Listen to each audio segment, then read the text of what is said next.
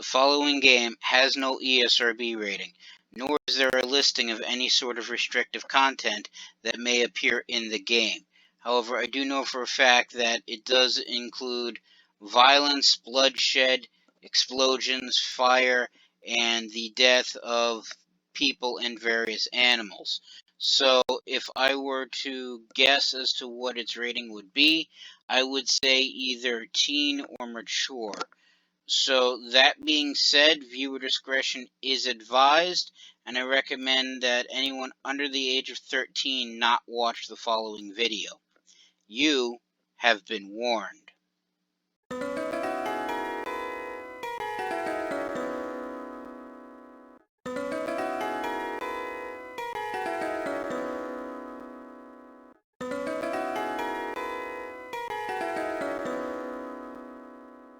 Greetings and salutations. I am Outlier, and I bid you welcome to this channel.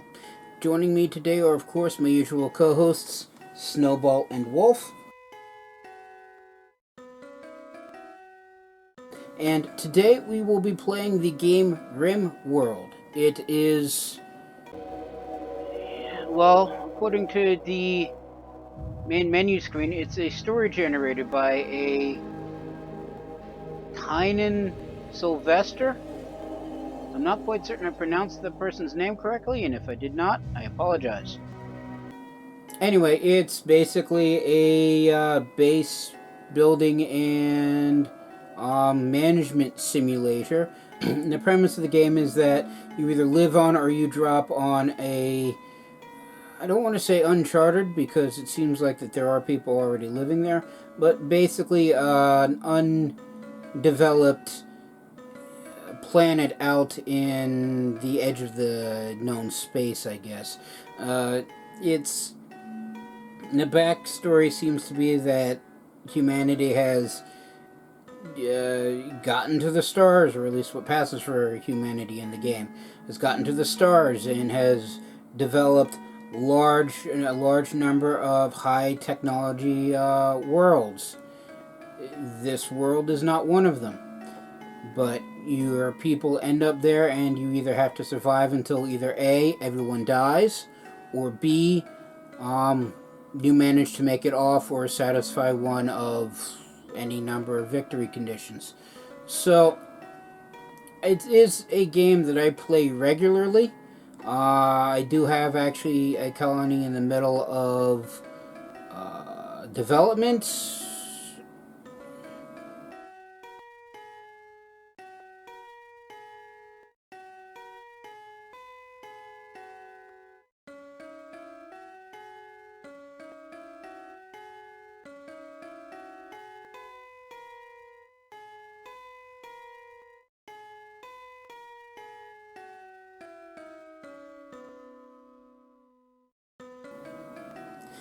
Yes, just because they're in the middle of a toxic fallout scenario, currently starving, and the only way that they actually get food is to send a hunting team out a couple tiles away in order to hunt anything that moves to bring back the meat and to make food, is still salvageable and playable.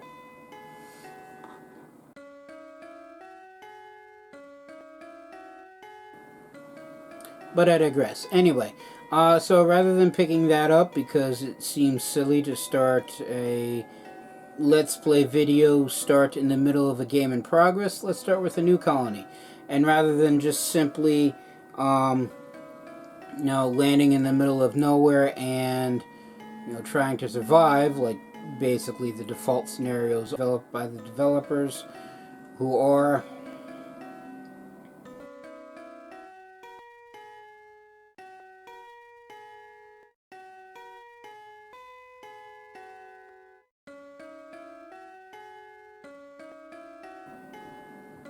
Thank you again. The one we are going to be playing with is going to be the 789th Mechinized Infantry Combat Team.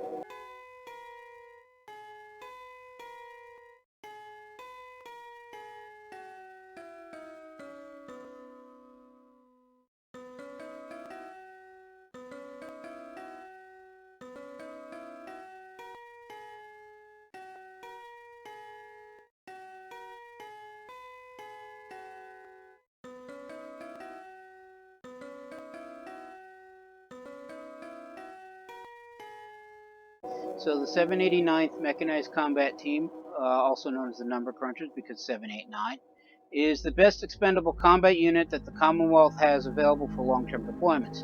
The current mission is to land on an almost forgotten but still nameless Rimworld to eliminate as many pirates that inhabit the planet that they can, so that the remaining pirates will be too few in number to pose legitimate threat to the Commonwealth. Furthermore, since the 789th Command Vessel can't stay in orbit for long due to said pirates, 789th... Oh, that's a typo. I'm going to have to fix that. Will have to find their own way off the planet once their mission is over. Faction will start as new arrivals. We get 10 people. They'll be between the ages of 25 and 40 because it's technically a military unit. And while I've never served in the military myself and consider myself a coward, I'm fairly certain there's an age limit for those who actively deploy. They'll again arrive in drop pods, some various statistical categories that I felt the military unit should have. Yes, they'll start that there.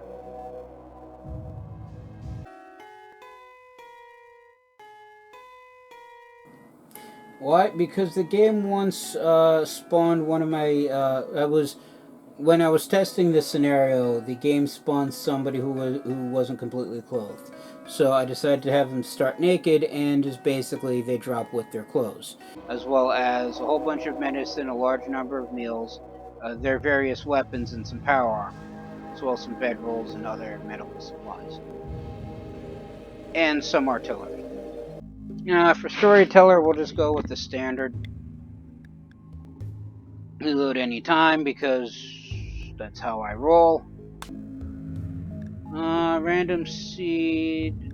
Well, it doesn't matter. Let's pump it up to 100, and we'll make it somewhat. We'll make it crowded, just for fun. Generate. Also, I know lots of people, at least from what I've seen on YouTube, and talk about this gameplay with mods. I do not have any. Because I haven't gone looking for any.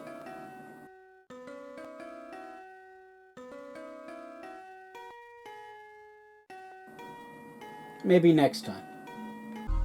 Oh, okay. And here we go. So, the storyline is, at least the storyline that I'm playing as, we're here to destroy some pirates, so we should probably land close to some pirates to destroy.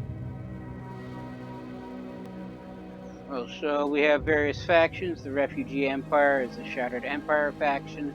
They start neutral, and they are they're added in from the royalty mods. So if you play the game and understand, well, the Empire faction, that's them. Then we also have the Leanhain Federation, which is a neutral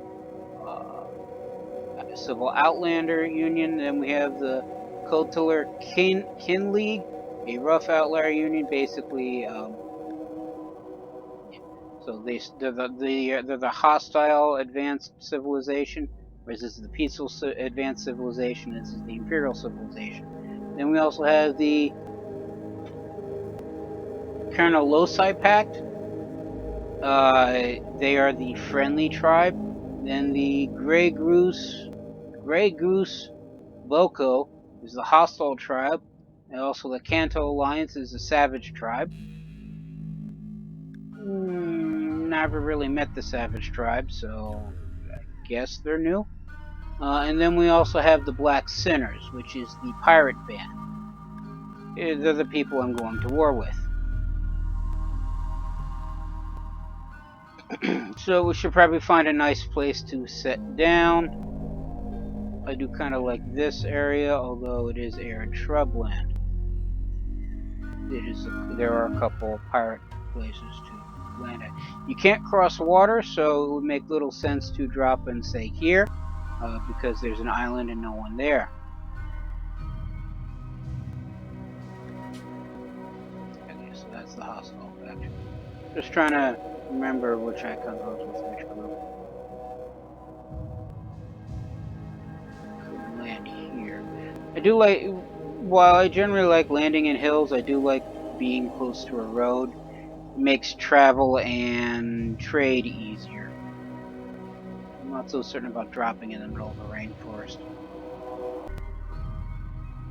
Usually end up playing in forests or mountainous hills, so not too keen on dropping on a desert, but however, where I start is not going to be where they end up. They're not staying where I first put them. They're equipping everything that they brought with them, they're packing everything up, and then they're going to destroy people. That's how I plan on playing this game. You know what? We'll go right here. Drop right next to the murderer's den and blow it up. Alright, so because I don't have any mods that allow me to select what type of people are going in while I are part of my faction, everything by default is randomized. So there are some things I'm going to look for because this is supposed to be a military unit. Anybody incapable of being incapable of violence probably is not going to stay. So I'm just going to randomize until I find people that I like. 8, 6, 2, 3, 8, 4, 7, 9, 5, 4, 1, 8, 1, 1, 0, 2, 10, 2. With a burning desire. They want to learn to shoot, but they actually can't. Okay, so I guess this will do. So I did have a couple categories that I was looking for as I was hitting randomize constantly. So everybody needed to have a shooting skill of at least 10 and no health conditions, or at least no detrimental health conditions. Although I was willing to accept old gunshot wounds and scars. For some of them, I did also pay attention to some secondary skills.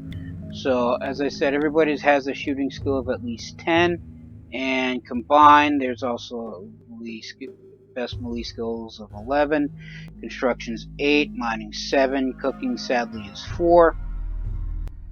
So that's probably going to be one problem. Plants is 4. I generally prefer like having 8, so that way we can just grow heal root right off the bat. I might try to re-roll that one. Medic is 6. Again, would prefer it higher, but the one medic is the last person on the list. So. Then intellectual is 11. I don't think we have very high animal skills either. You know, I'll just let them. I'll just go with what is. Go and re-roll it again. This is the team. We have Ophelia Apokos, a 38-year-old woman who was originally had a childhood of a background soldier and grew up to be a sheriff. She likes planting and crafting, as well as shooting people and hitting people. Then we also have, and she's also incapable of caring or social skill. We also have Lincoln Parrish, a 39-year-old man who started out as a medieval slave and ended up being a space marine. He's not incapable of anything, and he enjoys mining. Renard Verbergy, I don't know how to pronounce that, is a 26-year-old man who started as a Marine cadet and ended up as a clan chief. Although he is also incapable of caring, which means he can't do doctory stuff. He does also have a lover. And also, I believe the age in parentheses is their chronological age, but because this game features a lot of cryogenic sleeping, his physical age is 28. And that'll be true for all of them. Then we also have Tayton Starum, a 28-year-old male who was a space smuggler as a child. and grew up to be a space raider, where he eventually, I guess, joined the military unit. And then we have Stanislav Maggio, 25-year-old male who started as an industrial orphan and became a space marine. And then we have Yuko Davies, a 37-year-old woman who started as a musical kid and then became a space marine. And then we also have Mashudo Takamu. I'm probably not pronouncing many of these names correctly. I'm horrible at pronouncing names. Anyway, he's a 30-year-old man whose childhood background was a war child and grew up to be a bounty hunter. We also have Sojourn Lucas, a 27-year-old woman who was a pilot fan as a child and eventually grew up to be a starfighter pilot. And we also have Hojikin Buraku. His friends call him Jet, apparently. He is a 26-year-old man. He started as a junkyard mechanic and grew up to be a military officer. And finally, we also have Sky Lorne, a 33-year-old woman who grew up as a labor camp orphan and entered adulthood as an Hermworld enforcer. So that's the 10 members of the 789th Mechinized Infantry Combat Team. Let us begin. Alright, so our mission is to destroy several pirate strongholds. Our mission is to destroy several pirate strongholds so that these villains get the message to leave the Commonwealth alone. Command has authorized us to destroy the settlements of other hostile factions if targets present themselves, but Command does not want to start a war with anyone not openly aggressive. Destroy anything that you can't take with you.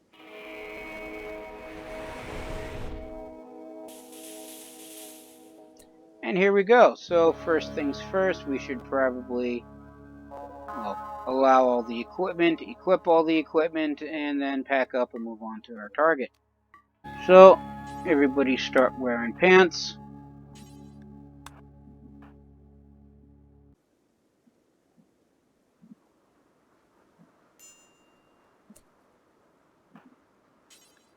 And everybody grab a shirt. I'm assuming they start in their underwear. It'd be very weird if they didn't. You had to equip that too. Maybe on an X-rated mod.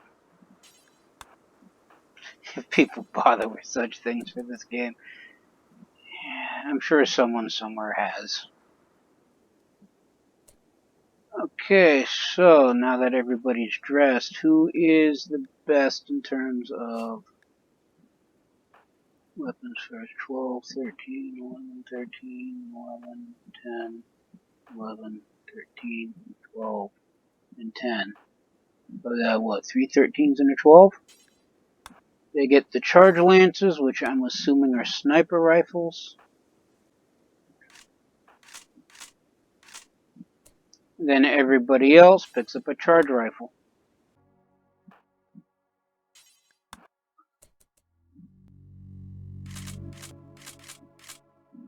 Alright, and now that everybody's armed, everybody gets in their power armor.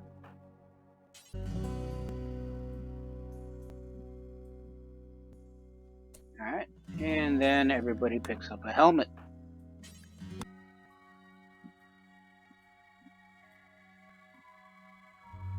Alright, now that everybody's fully armed and armored, we just set everything else as the stockpile zone.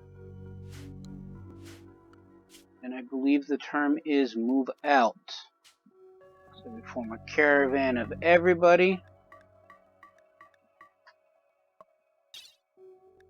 And we pick up everything that we have. Including the steel trunks, because why not? Yeah. Choose route. We hit, what was this?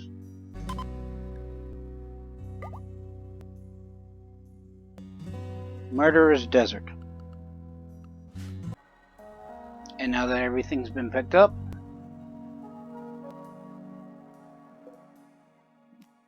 delete the zone, and we were never here. You saw nothing.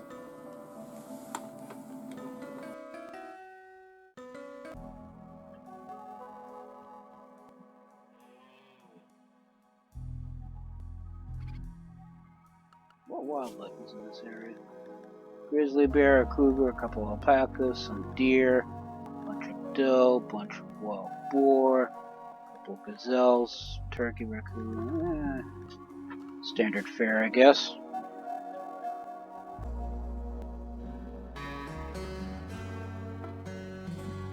Alright, and they're away. We no longer need this site, so we're abandoning it. Just give it a minute to load. And we begin the assault. Alright, so let's take a look at the area. Well, I'm not seeing any mortars, so that's probably a good sign. Alright, so defenders are 12 people. They do have a mortar. Okay. It's going to be the first thing we target. Not seeing many turrets. There's one, there's two on the far side. We got, what, 4? Yeah, 4. Okay.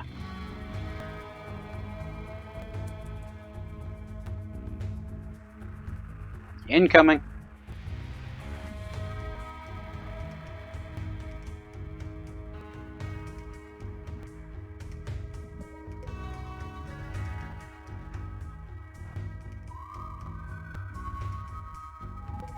Gonna have to get inside the mortar range.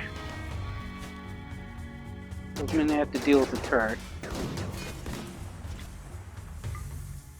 They hit something. Don't have to deal with the turret anymore.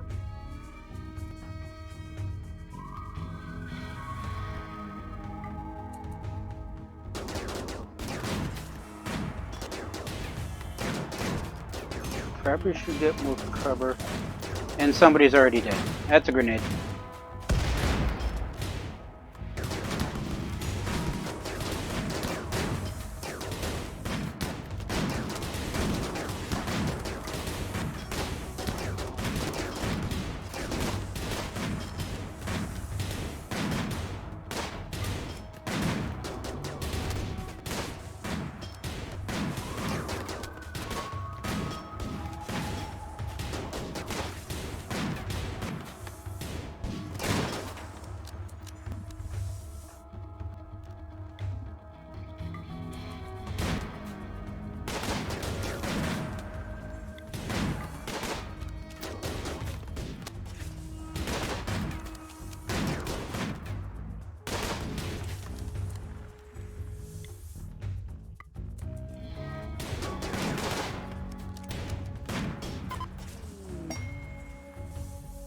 Okay, so managed to kill enough of them to the point where they start fleeing. So one person is dead. Gunshot round to the neck. We also have one person dying in 14 hours. Another dying in 15. No, fine. We'll be dead in 5. Fine. 7. 9. Immediate danger in 20. Okay then.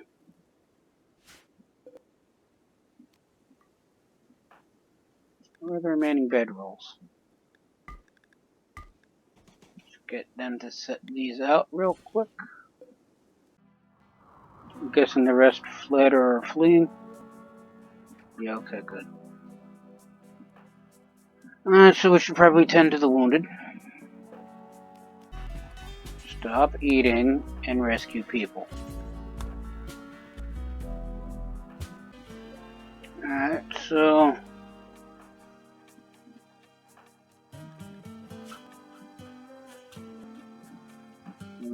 syndrome. Who had meds?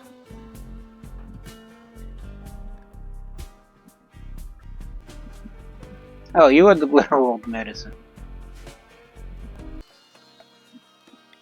Alright, so anybody not doing anything, get all the stuff in a stockpile. It's like herding cats. Alright, and who had the Resurrector? Alright, where is it? At least we managed to keep the mortar intact. Sort of. Oh, there we are. Whoop. Get back here.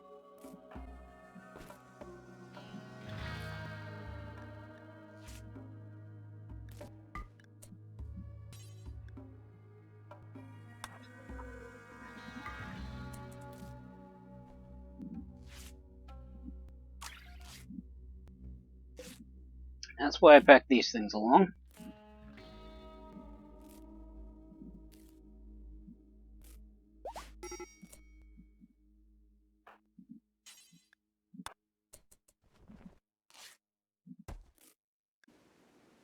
Suffering from resurrection sickness.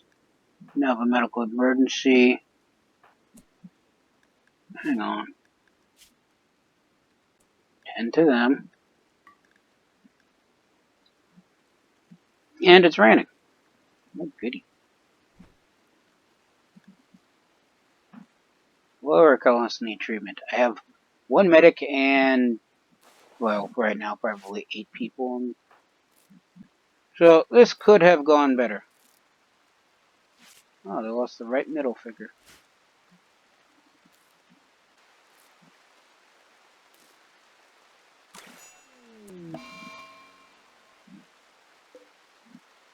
What happened?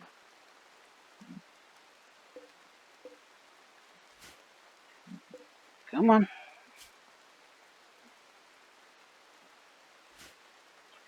Okay, so clearly cannot walk. No immediate danger. So 2 people get to use the stuff.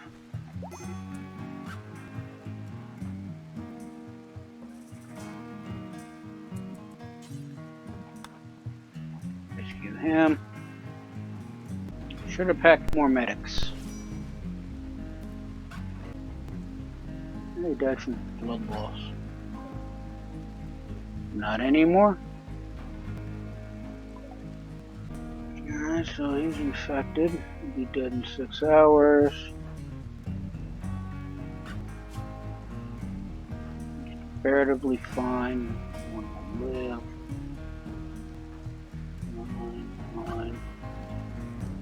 Fine-ish. No immediate danger. No immediate danger. So no one still at risk of death is... Alright, so now that everybody's, well, at least out of the woods-ish for now,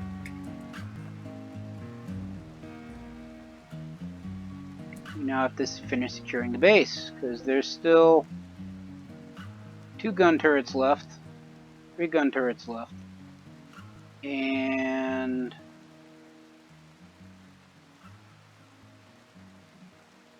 they're technically not mine, so they're still going to open fire even if they've abandoned the base.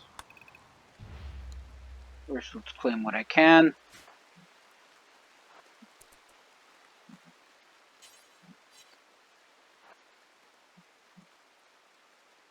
Hide it here.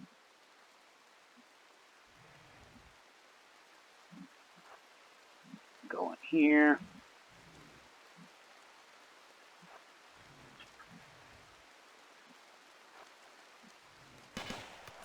Yeah, I figured as much.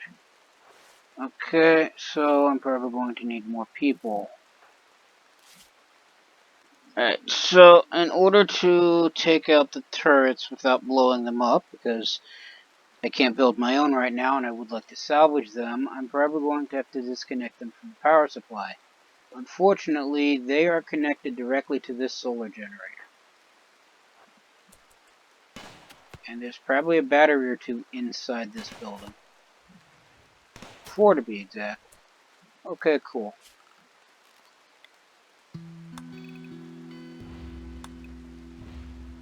These are all now mine.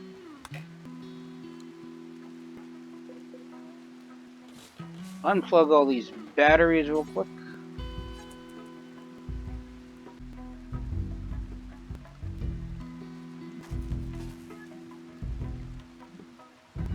And as I said, because they're directly powered by the solar generator, which I also would like to salvage,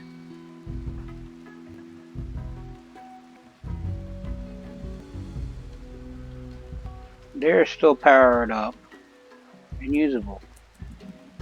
So what I'm going to do is run away. Yeah, he's fine. Have him cut some wood to provide shelter over here. Then we'll wait until nightfall. Once the solar generator runs out of juice, the turret should go offline. Alright, so we go to world, give it a minute to generate the planet.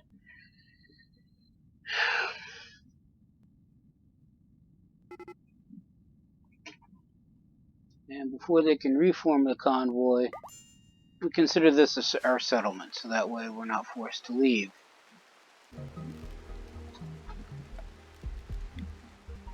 Deflag this area as the home location real quick, because I don't want them entering the village until we deal with the remaining turrets.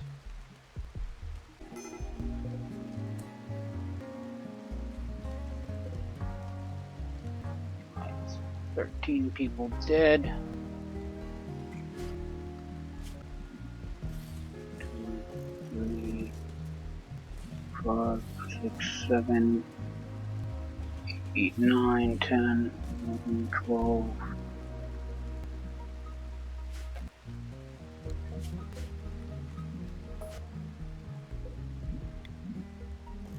12 and 13.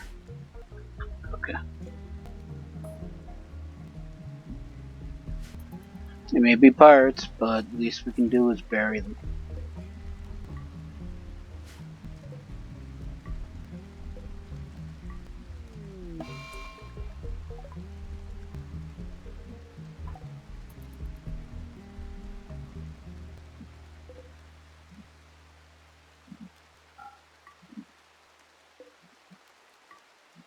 A lot of people with sniper rifles.